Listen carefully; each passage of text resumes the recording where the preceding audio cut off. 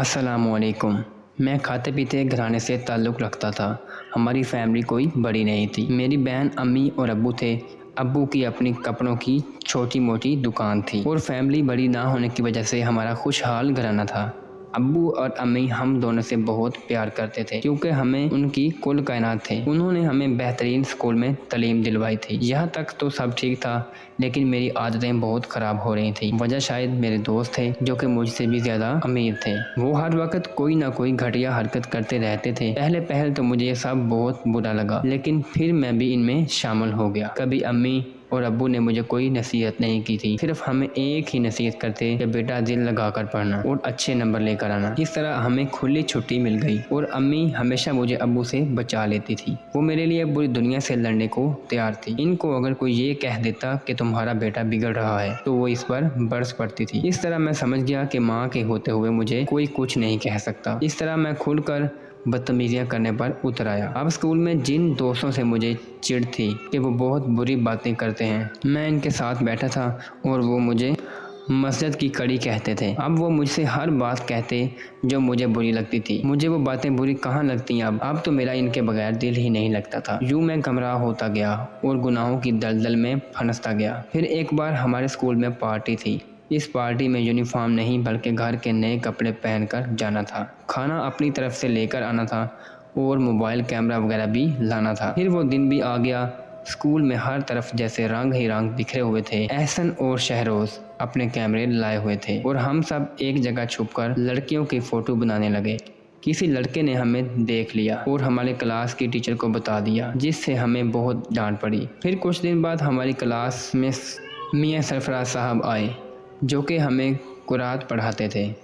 انہیں بھی وہ بات پتہ چل گئی تھی اور پھر وہ نرم لہجے میں سمجھانے لگے کہ یہ بات بہت بری ہے، لیکن ہم بیزار سے بیٹھے تھے۔ تب ہی سر بولے، دیکھو بیٹا، ابھی تم لوگوں کو ہماری باتیں غلط لگتی ہیں، جب تم لوگوں پر گزرے گی تو تب تمہیں پتہ چلے گا۔ اگر کوئی تمہاری بہن کے ساتھ ایسا کرے تو تم لوگوں کو کیسا لگے گا۔ پھر احسن نے کھڑے ہو کر کہا، سر میری تو بہن ہی نہیں ماں تو ہے۔ سر کے کہنے پر وہ ڈھٹائی سے مسکرایا۔ اس سے کیا ہوتا ہے؟ دیکھو بیٹا، یہ مت سمجھنا کہ تم کسی کی بہن کے ساتھ بدتمیزی کرو گے تو تمہاری بہن محفوظ رہے گی۔ نہیں، یہ قدرت کا انصاف ہے۔ جب تم برا کرو گے تو تمہاری بہن کے ساتھ بھی ضرور برا ہوگا اور پھر دیکھنا تمہاری ایک غلطی تمہاری پوری زندگی میں طوفان کھڑا کر دے گی۔ لیکن ہم نے ان کی کسی بات پر دھیان نہیں دیا اور اپنے کاموں میں مشغول ہو کر اپنی جوانی کی سیڑھی پر قدم رکھا۔ پھر کیا تھا؟ اب ہم پورا کام کرنے لگے تھے۔ لڑکی کو دیکھتے، اس سے دوستی کرتے، پھر پیار میں مبتلا کرتے اور ہوٹل کے کمرے میں لے آتے جس میں احسن اور شہروز پہلے سے ہی موجود ہوتے اور اس پر بھوکے بھیڑیے کی طرح جھپٹتے۔ وہ لڑکی روتی چلاتی لیکن اس کی چیخیں کمرے میں دب کر رہ جاتی اور ہم لوگ مل کر انجوائے کرتے۔ ایک دن میں کسی لڑکی کو اجاڑ کر گھر پہنچا تو گھر میں ایک بھولی بالی معصوم لڑکی کو دیکھا۔ اس سے پہلے کہ میں اس سے کچھ پوچھتا، امی نے اس لڑکی سے کہا، جاؤ شازیہ بیٹی، یہ تمہارا بڑا بھائی ہے۔ عدیل وہ معصوم سی بھولی بالی حسینہ مسکراتی ہوئی میری طرف آئی اور کہنے لگی، سلام بھیا۔ اس نے سر جھکایا تاکہ میں اس کے سر پر ہاتھ رکھوں، لیکن میں نے آگے بڑھ کر ٹھٹائی سے اسے باہوں میں بھر لیا۔ اس نے کوئی خاص نوٹس نہیں لیا اور شرماتی مسکراتی تھوڑی دور ہو کر کھڑی ہو گئی۔ تب ہی امی بولی، بیٹا یہ شازیہ ہے، اب یہ ہمارے ساتھ ہمارے گھر میں ہی رہے گی، اسے بھی تم اپنی چھوٹی بہن ایمن کی طرح سمجھنا۔ امی نے کہا، اور شازیہ یہ آج سے تمہارا بڑا بھائی ہے اور تم بھی میری طرح اس پر اپنا حق جتانا۔ ایمن مسکراتے ہوئے کہا تھا، شازیہ دیکھنے میں تو بھولی بالی لڑکی لگتی تھی لیکن وہ غضب کی خوبصورت اور حسین تھی۔ شازیہ کمی کے دور پرے کی ایک رشتہ دار کی بیٹی تھی۔ امی اور شازیہ کی ماں بہت اچھے دوست بھی تھے۔ شازیہ کے 2 بھائی تھے، اس کے ماں باپ وفات پا چکے تھے۔ دونوں بھائی بھی شادی شدہ تھے اور وہ اس کی ذرا بھی پرواہ نہیں کرتے تھے۔ دونوں اپنی بیویوں میں مست تھے اور اس کی بھابیاں اس سے خار کھاتی تھیں، آئے دن ان سے جھگڑا کرتی تھیں، اس لیے وہ امی کے ساتھ آ گئی تھی۔ امی تو ویسے بھی حقوق العباد سے واقف تھیں تو وہ اسے خوشی سے ساتھ لے آئیں اور یوں معصوم سی بھولی بالی شازیہ بے فکر اسے اپنا گھر سمجھنے لگی۔ شازیہ کو جو کام بتایا جاتا ڈٹ کر وہ کام کرنے لگتی اور وہ میرے کام تو بہت ہی شوق سے کرتی تھی۔ ایک دن میں نے اسے کپڑے استری کرنے کا کہا تھا، وہ گنگناتے ہوئے میرے کمرے میں داخل ہوئی۔ عدیل بھائی، کون سے کپڑے استری کروں؟ اس نے معصومیت سے پوچھا اور میرے اندر کا درندہ آہستہ آہستہ جاگنے لگا تھا۔ وہ سفید والے کر دو، میں نے کنگا کرتے ہوئے کہا تھا۔ نہیں عدیل بھائی، آج آپ یہ والے کپڑے پہنو، دیکھو کتنے پیارے لگ رہے ہو، آپ نے کپڑے دکھاتے ہوئے کہا اور میں نے اسے زور سے اپنے گلے لگایا۔ اس سے پہلے کہ میں کوئی مزید پیش قدمی کرتا وہ پیچھے ہوئی اور اس کی آنکھوں میں آنسو تھے۔ میں نے حیرانی سے پوچھا تھا، کچھ نہیں بھیا، میں سوچ رہی تھی کہ اتنا پیار تو کبھی میرے سگے بھائی نے بھی نہیں کیا جتنا آپ کرتے ہیں۔ اس نے آنسو صاف کیے اور باہر نکل گئی اور میں شیطانی سی ہنستا ہوا اسے دیکھتا رہا اور سوچتا رہا کہ سبزہ تو گھر میں ہی موجود ہے، وہ بھی ایک دم نرم اور فریش۔ یہ سوچ کر میں ہنسنے لگا۔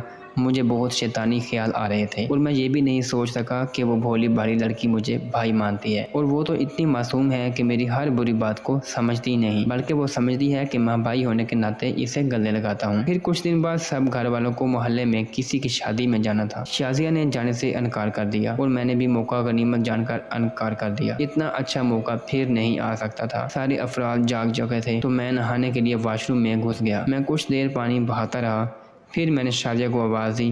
وہ سمجھی کہ شاید میں کپڑے مانگ رہا ہوں۔ وہ پہلے بھی اکثر مجھے کپڑے دینے آیا کرتی تھی۔ وہ کپڑے لے کر آئی تو میں نے اس کی کلائی پکڑ لی۔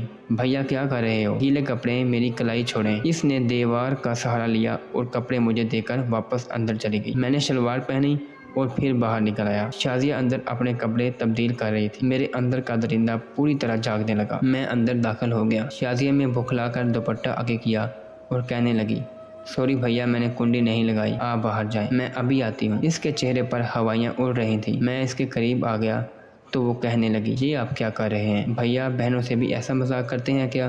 وہ روحانسی ہو کر بولی، لیکن میں بے پرواہ آگے بڑھا۔ پلیز مجھے اپنے قریب آنے دو۔ میں نے مسکرا کر کہا تھا، آپ بہن بھائی جیسے پاکیزہ رشتے کی توہین کر رہے ہیں۔ وہ 2 قدم پیچھے ہٹے۔ دیکھو شازیہ، کسی کو بھی پتہ نہیں چلے گا۔ میں ایک دم آگے بڑھا اور اس کو پکڑ لیا۔ مجھے چھوڑے، خدا کا واسطہ عادل، مجھے چھوڑو، خدا کے قہر سے ڈرو، لیکن تمہاری بھی بہن ہے، یا اللہ۔ وہ روتی رہی، لیکن میں نے اپنا کام پورا کیا۔ پھر اسے اسی حالت میں چھوڑ کر میں باہر نکل آیا۔ سب لوگ شادی سے واپس لوٹے تو اسے اس حالت میں دیکھ کر سب کے پیروں تلے سے زمین نکل گئی۔ امی نے بھاگ کر اسے کپڑوں سے ڈھانپا اور ایمن اسے گلے لگا کر رونے لگی۔ پھر امی نے اسے پوچھا تو اس نے میرا نام لیا اور میں صاف مکر گیا۔ میں نے کہا کہ جب آپ لوگ گئے تھے تو میں گھر سے چلا گیا تھا، لیکن جب میں واپس لوٹا تو میں نے ایک آدمی کو گھر سے باہر جاتے ہوئے دیکھا تھا۔ جب شازیہ نے میری طرف اشارہ کیا تو میری امی طیش میں آ گئی اور اسے برا بھلا کہنے لگی، میں نے تجھے گھر میں پناہ دی اور تو نے میرے ہی بیٹے کو پھنسانا چاہا۔ کاش مجھے معلوم ہوتا کہ تم کتنی بری لڑکی ہو، اس لیے تو تجھے بھائیوں نے بھی نکال دیا۔ وہ روتی رہی، صفائی دیتی رہی، لیکن کسی نے اس کی بات نہیں سنی، کسی نے اس کے ساتھ انصاف نہیں کیا۔ میں ایک کونے میں کھڑا اسے دیکھتا اور مسکراتا رہا، یہاں تک کہ امی نے اسے گھر سے بے دخل کر دیا۔ تبھی میں بھی باہر نکل آیا۔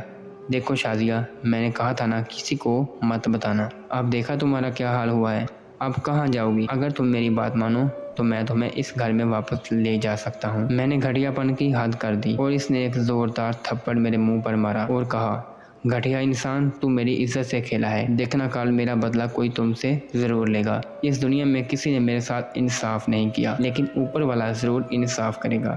یہ کہہ کر وہ روتی ہوئی چلی گئی۔ اس کے بعد وہ اپنے بھائیوں کے گھر گئی۔ کیسے گئی مجھے نہیں پتا، لیکن وہاں بھی اس کی کہانی سننے کے بعد بھابھیوں نے اسے ہی غلط کہا، اس پر ہی الزام لگا کر اسے گھر سے باہر نکال دیا۔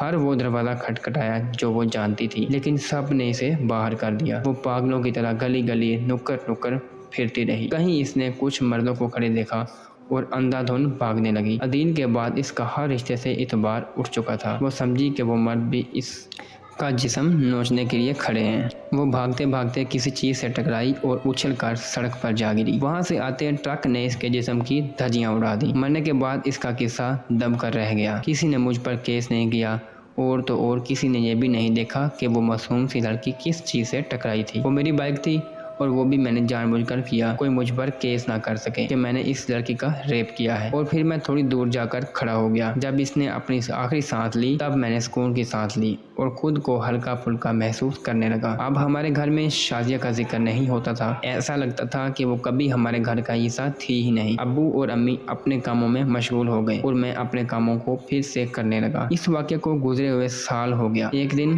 مظہر، شازیہ کا بھائی، اس سے ملنے آ گیا۔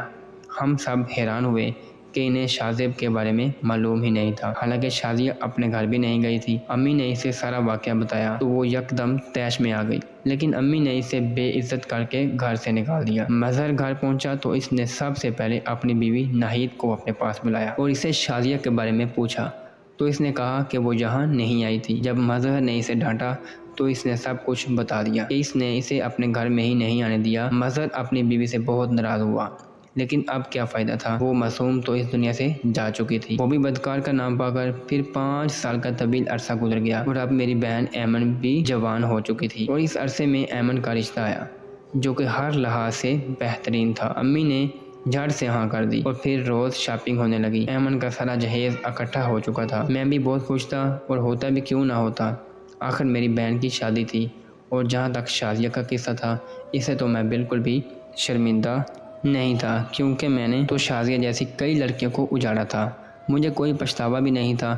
کبھی کبھی میں سوچتا تھا کہ لوگ کہتے ہیں جو دوسروں کے ساتھ جو کچھ کرتا ہے اس کے ساتھ بھی وہی ہوتا ہے، لیکن میرے ساتھ ایسا کچھ نہیں ہوا تھا۔ اب تو میری بہن کی شادی بھی ہو رہی تھی، یہ سوچ کر ہی میں پرسکون تھا، لیکن کہتے ہیں نا کہ اللہ کے آگے دیر ہے اندھیر نہیں۔ اس طرح ایمن کو مایوں میں بٹھا دیا گیا اور امی ابو بازار فرنیچر کا سامان دیکھنے چلے گئے۔ میں ایمن کے پاس آیا اور کہا کہ تم کھانا مت بناؤ، میں ہوٹل سے لے کر آتا ہوں۔ میں مسکراتا ہوا باہر نکل گیا۔ ہوٹل ہمارے گھر سے تھوڑی ہی دور پر تھا، اس لیے کھانا لیتے ہوئے مجھے کچھ دیر ہو گئی۔ میں کھانا لے کر واپس آیا تو میں نے اپنے کمرے کے سامنے لوگوں کا ہجوم دیکھا جنہوں نے ہاتھوں میں موبائل لے رکھے تھے۔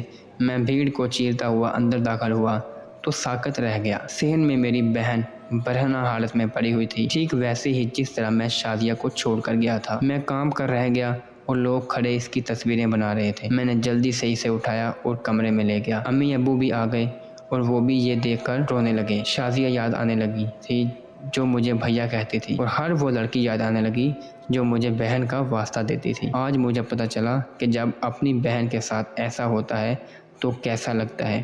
میں نے پوچھا کہ کس نے کیا ہے؟ ایک آدمی نے کہا اختر نے۔ میں شدید غصے میں اس کے گھر کی طرف دوڑا۔ وہ کھانا کھا رہا تھا۔